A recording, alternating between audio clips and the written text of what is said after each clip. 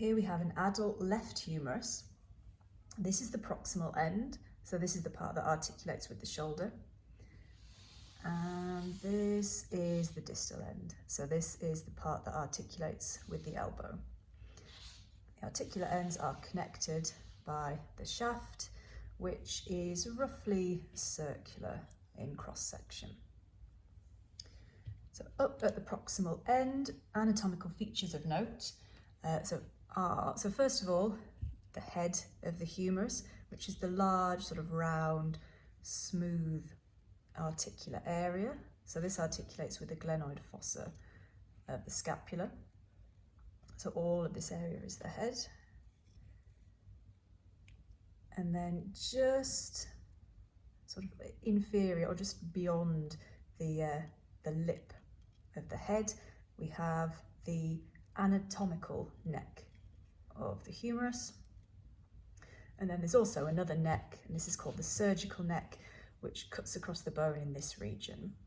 It's called the surgical neck because if you need to have your arm amputated for any reason, they would cut it off at the surgical neck rather than the anatomical neck, because it's too sort of deeply involved with all the muscles of the shoulder. So it's easier to just lop it off from here.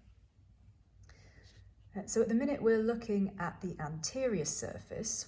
So you can see there's a couple of little features here. So there's this bobble of bone which is poking up here. And it's actually an area sort of that starts round about here and extends all around this area. This is called the lesser tubercle. So if you find that, you always know that you're on the anterior side of the bone. And then if we move more laterally and look up here, there's another sort of pokey bit of bone, not as pronounced as the lesser tubercle, but it's more sort of the lateral edge of the proximal humerus, and it extends round to the posterior side as well. This is the greater tubercle. So it's sort of all on the top here and then round to the side. It looks a little bit of different colour from the rest of the bone, so it marks it out quite well on this specimen. So that's lesser tubercle here, and then greater tubercle here. And these are separated by this groove that you can see running down here from the sort of the head region and the anatomical neck down towards the shaft. And this is called the intertubercular groove. It's the groove between the two tubercles.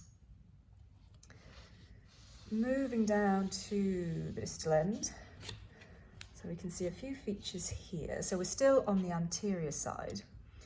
So first thing you'll probably notice is this large articulation point here.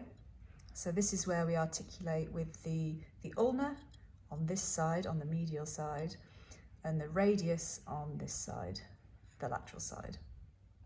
So it looks like one piece of bone, or it would do if there wasn't an autopsy cut running down the centre of it. But it actually, so this whole piece, it has two names anatomically. So on the lateral side, so this large sort of bulbous area, and it's a little bit more rounded. This is called the capitulum. And then so from about here, the rest of the way until the edge here on the medial side, this is the trochlea, and yes, this is the trochlea.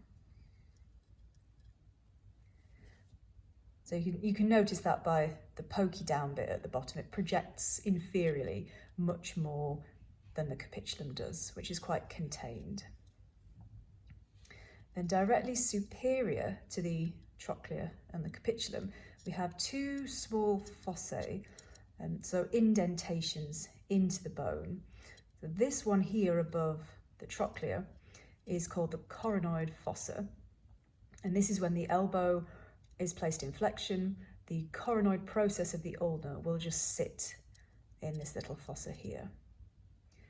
On this side, the fossa is called the radial fossa, and it's the same kind of principle. When the elbow is in flexion, the head of the radius just sort of rests against this point here. The coronoid fossa is deeper than the radial fossa. other features here we can see on the lateral, the medial side, sorry. So this pokes, sort of like projects out from the bone a lot more on the medial side than on the lateral side. And I suppose this is because you don't want anything poking out too much on the lateral side, because otherwise you'd bang your elbow and everything when you went past. So the pokey bit of bone is the medial side, and this is called the medial epicondyle. And above the medial epicondyle, we have this little ridge of bone, which is just sort of the edge of the shaft coming down into the distal articular area. This is called the medial supracondylar ridge.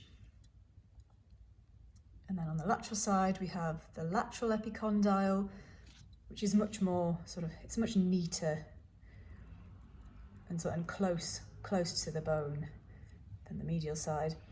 And above this, we have the lateral supracondylar ridge. If we turn it over and look at the posterior side, so we can still see the medial epicondyle poking out and the lateral epicondyle sort of more contained. We can see the back of, or the posterior side of the trochlea. And then here we've got this great big fossa. This is called the olecranon fossa. And when the elbow is in extension, the olecranon process of the ulna sits in this space here.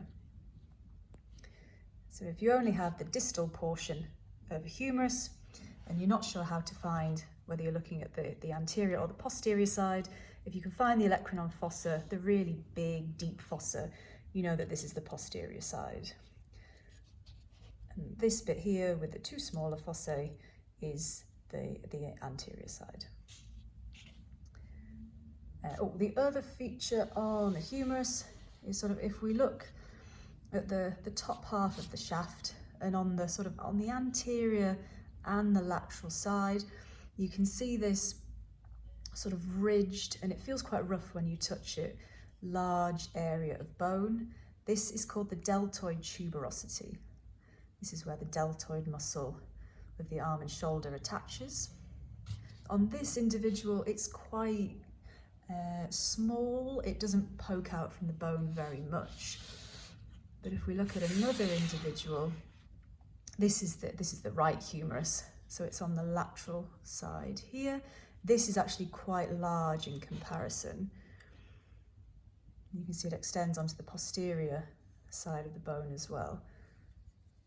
So this individual had a much larger deltoid tuberosity than the other individual. And I'll try and zoom out a little bit so you can see them next to each other.